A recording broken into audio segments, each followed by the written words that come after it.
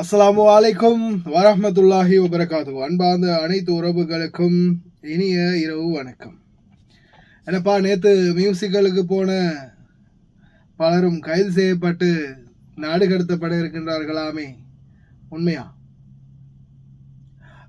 YouTuber தட்டையாஸ் දිනපතා පැහැදිලිව නිවැරදිව මැද පෙරදිග දහ ලංකා විස්තර ඔයගොල්ලන්ට බලා ගන්න පුළුවන්. වීඩියෝ එක බලන ගමන් කමෙන්ට් එකක් දාගෙන යන්න අමතක කරන්න. அப்பே தட்டையாஸ் மல்லிகை வீடியோ, நம்மளுடைய தட்டையாஸ் அவர்களுடைய வீடியோ நேற்று அவங்க தான் ஃபுல்லாக அந்த இடத்துல நின்னது வீடியோ எல்லாமே எடுத்திருந்தாங்க. அவர் வந்து ஒரு வீடியோ போட்டிருக்கிறார் இப்போ ரீசெண்டாக. நேற்றைய தினம் என்ன நடந்துச்சு அப்படின்றது மியூசிக்கல் ஷோவில். அதுக்கு முன்னாடி சில விமர்சனங்கள். எங்களுக்கு நாங்கள் மியூசிக்கலுக்கு போனதே நல்லா இறங்கி நின்று அழகாக குத்தாட்டம் போடுறதுக்கு, இருக்கிறவங்களோட நல்லா உறைஞ்சி குத்தாட்டம் போட்டு நல்லா ஒட்டிக்கிட்டு உரசிக்கிட்டு ஆடுறதுக்கு தான் நாங்கள் போனோம், எங்களுக்கு அந்த மாதிரி வாய்ப்பு கிடைக்கல அப்படின்னு பலருடைய வயிற்றெரிச்சல்களையும் பலருடைய கதறல்களையும் பார்க்க முடிகின்றது, கேட்க முடிகின்றது.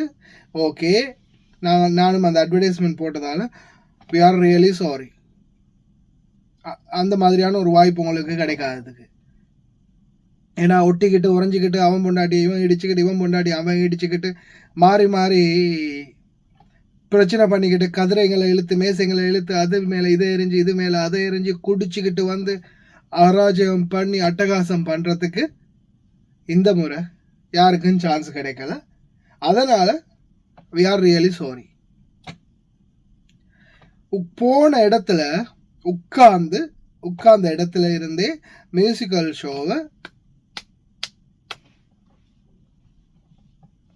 இதுக்கு தான் சான்ஸ் கிடைச்சி. எலும்பி கதிரையிலேருந்து எழும்புறதுக்கு கூட சான்ஸ் கிடைக்கல. அவ்வளவுதான் பண்ண முடியும் உட்கார்ந்த இடத்துல இருந்தே. இல்லை, மியூசிக்கல் சந்தர்ப்பத்தில் நம்மளுக்கு இப்போ முஸ்லீம்களை பொறுத்தவரை இது அப்பால் பட்ட விடயம் உண்டு. இருந்தாலும் மற்றவர்கள் அவங்களுடைய சுதந்திரம் இருக்கு இல்லையா, அது அவங்களுடைய தனிப்பட்ட சுதந்திரம், விருப்பம். ஆனால் இன்னைக்கு நேத்தா இந்த மியூசிக்கல் ஷோ நடந்துச்சு குவைத்தில். எத்தனை வருட காலமாக இந்த மியூசிக்கல் ஷோ நடந்துச்சு குவைத்தில் உங்களுக்கே தெரியும். பல வருட காலம் நடந்துச்சு. ஒவ்வொரு சம்பவத்திலையும் ஒவ்வொரு அரங்கேற்றங்கள்லையும் எத்தனை பேரால பிரச்சனை, எவ்வளவு பிரச்சனை, எத்தனை பேர் எந்தெந்த வகையில எல்லாம் பிரச்சனை பண்ணினீங்க எல்லாருக்குமே தெரியும். ஒவ்வொருத்தரும் என்னென்ன பண்ணினாங்க அப்படின்னு எல்லாருக்குமே தெரியும். பண்ணின அட்டகாசம், அட்டூழியம், அடாவடித்தனம் எல்லாருக்குமே தெரியும். ஆரம்ப காலத்தில் இப்போ நான் ரீசெண்டாக அவங்களுக்கு தெரியும், நம்மளுடைய செய்தியில நம்ம போட்டிருப்போம்னு நினைக்கிறேன், குத்தாட்டம் போட்டவர்கள் கைது. இப்போ ரீசெண்டாக ஏதோ ஒரு கிறிஸ்மஸுக்கு தானே, கிறிஸ்மஸ் டைமில் ஆட்டம் போட்டவர்கள் கைது. எதுக்காக கைது செய்யப்பட்டாங்க அப்படின்றது உங்களில் நிறைய பேருக்கு தெரியும். காரணம் என்ன? கைது செய்யப்பட்டதுக்கான காரணம் குத்தாட்டம் போட்டது. ஆட்டம் போட்டவர்கள் கைது செய்யப்பட்டார்கள். எதுக்காக கைது செய்யப்பட்டாங்க அப்படின்னு பார்த்தா, ஆடைகள், இந்த நாட்டுக்கு பொது ஒழுக்கத்தை மீறும் வகையில் ஆடைகள் அணிந்து இவங்க வந்து வீடியோ போட்டிருக்காங்க. ஆனா நீங்க நல்லா பாருங்க, அந்த இடத்துல அன்பார்ந்த உறவுகளே, ஒரு சம்பவம் நடக்கும்போது, இப்போ அவங்க அந்த மாதிரி டான்ஸ் ஆடிக்கிட்டு இருந்தாங்க இல்லையா, அந்த டான்ஸ் ஆடின டைம்ல அவங்கள யாராவது பிடிச்சாங்களா? போலீஸ் பிடிச்சதா? சிஐடி வந்து பிடிச்சதா? அரெஸ்ட் பண்ணினாங்களா? தூக்கி ஜெயில போட்டாங்களான்னு கேட்டா, கடைசியில எப்போ பிடிபட்டாங்க? அவங்க பிடிபட்டாங்க எப்போ? யார் அந்த வீடியோவை பப்ளிஷ் பண்ணினாங்களோ சோசியல் மீடியாவில், அந்த வீடியோ எப்போ ஸ்ப்ரெட் ஆகி வைரலாகி மிகப்பெரிய ஃபேமஸாக போகிச்சோ அன்னைக்கு என்ன ஆயிடுச்சு? கைது செய்யப்பட்டாங்க. கைது செய்யப்பட்டதுக்கான காரணம் என்ன? கைது செய்யப்பட்டதுக்கான காரணம், இவங்க சோசியல் மீடியாவில் அந்த வீடியோ பதிவிறக்கம் செய்ததுக்கு பிறகு, சோசியல் மீடியாவில் நிறைய பேர் அதை ஷேர் பண்ணின பிறகு, இந்த மாதிரி இந்த குவைத் நாட்டில் பொது ஒழுக்கத்தை மீறி கலாச்சாரத்தை மீறி செயல்பட்டாங்க அப்படின்ற மாதிரி அந்த பதிவை உள்வாங்கி உடனே சம்பந்தப்பட்ட அதிகாரிகள் நடவடிக்கை எடுத்து கைது பண்ணி நாடு கடத்தினாங்க.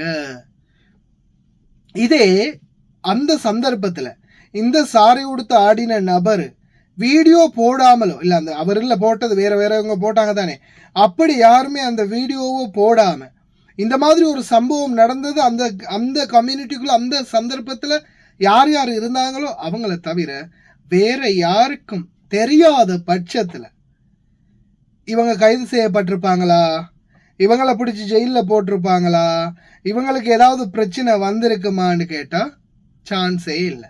ஏன் வரவே வராது. எப்படி வரும்? அந்த வீடியோ தான் பப்ளிஷ் ஆகலையே, எந்த ஒரு பிரச்சனையுமே வராது. ஆனா பிரச்சனை வந்தது எப்ப? வீடியோ எப்ப பகிர்ந்தீங்களோ, எப்ப சோசியல் மீடியாவில் அந்த வீடியோ போட்டிங்களோ, அந்த வீடியோ எப்ப ஸ்ப்ரெட் ஆகிச்சோ அப்போ வந்துச்சு இல்லையா, அப்போ உங்களை வந்து பிடிச்சது சனி அப்படின்னு சொல்லலாம். ஆனா அதே வீடியோ அவங்க போடாம, சோசியல் மீடியாவில் போடாம, எதுவுமே பண்ணாம அவங்க பாட்டில் சும்மா இருந்திருந்தாங்கன்னா, அந்த டான்ஸ் ஆடிக்கிட்டு அங்கே அவங்களுடைய என்ன சொல்றது, அதுக்கு என்ஜாய்மெண்ட், அவங்களுடைய கொண்டாட்டத்தை அந்த இடத்துல சந்தோஷமா நல்லபடியா நிம்மதியா கொண்டாடிட்டு நல்லா ஆடி பாடி என்ஜாய் பண்ணி நக்கல் நையாண்டி பண்ணி எல்லாமே பண்ணிட்டு அவங்க பாட்டில் சும்மா அந்த இடத்துல இருந்து போயிருந்தாங்கன்னா ஒரு பிரச்சனையும் வந்திருக்காது. ஆனா வந்தது எப்போ பிரச்சனை வந்தது? கடைசியா இவங்க வீடியோ போட்டதால தான். இத மாதிரி தான் பல இடங்கள்லயுமே நடந்திருக்குது. உங்களுக்கு தெரியுமா, இலங்கையர்கள் சிலானி அப்படின்னு சொல்லி போய் சாலா கேட்க போகும்போது, அமித் மதுசாங்க போய் சாலா கேட்கும் போது, சிலானி லாலா வல்ல மாயிக்தர் சிலானி மாக்கு சாலா மாக்கு سيلاني والله مشكل سوي كسر مشكل قوم وكسر هذا كرسي وسوي مشكل يجي سكران ما يبي ما يقدر سوي وايد مشكلة سيلاني அந்த மாதிரி சொல்லியிருக்காங்க. காரணம் நம்ம ஆளுங்க பண்ணின கூத்து அந்த மாதிரி, அடிச்ச ஆட்டம் போட்ட கூத்தாட்டம் அந்த மாதிரி, குடிச்சுக்கிட்டு பண்ணின சேட்டை அந்த மாதிரி. அதனால தான் இன்றைக்கு இந்த நிலைமை.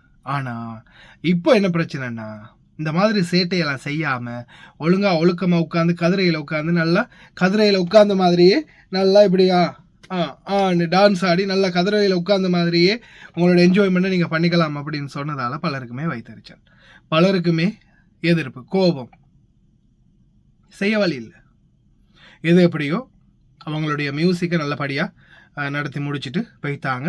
சந்தோஷமான விடயம் என்னன்னா, இந்த முறை மியூசிக்கல்ல சண்டை இல்லை, பிரச்சனை இல்லை, எந்த ஒரு கைதும் இல்லை, ஒருத்தர் கூட கைது செய்யப்படலை. வந்தவங்க அத்தனை பேரும் அப்படியே அவங்க வீட்டுக்கு அவங்களோட வேலை தளத்துக்கு நல்லபடியாக நிம்மதியாக போனாங்க. யாருக்கும் எந்த ஒரு பிரச்சனையுமே நடக்கலை.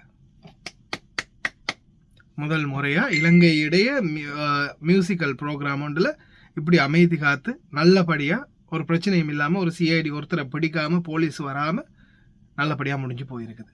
அதுதான் இதில் உள்ள ப்ளஸ் பாயிண்ட்.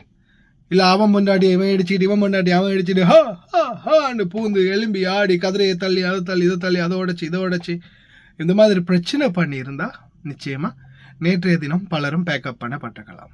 அது இல்லாதது அவ்வளவுதான். இதுக்கு மேலே இனி வருங்காலம் அந்த இடத்துல மியூசிக்கல் வைக்கிறதுக்கு சான்ஸ் கிடைக்கும். வேற இடங்களில் கிடைக்குமா? நோன்பு காலம் வருது இன்ஷா அல்லாஹ். அதெல்லாம் இனிமே முடிஞ்சிச்சு, இன்னும் மியூசிக்கெல்லாம் முடிஞ்சிருச்சு, எல்லாம் முடிஞ்சிச்சு. தயாராகுவோம். அடுத்த 30 நாளைக்கு நம்மளை தாச்சியில் போட்டு வரட்டி எடுக்கிற மாதிரி எடுக்க போகிறாங்க. தயாராக இருங்க. எல்லாம் வல்ல இறைவன் அனைவரையும் பாதுகாக்கட்டும்.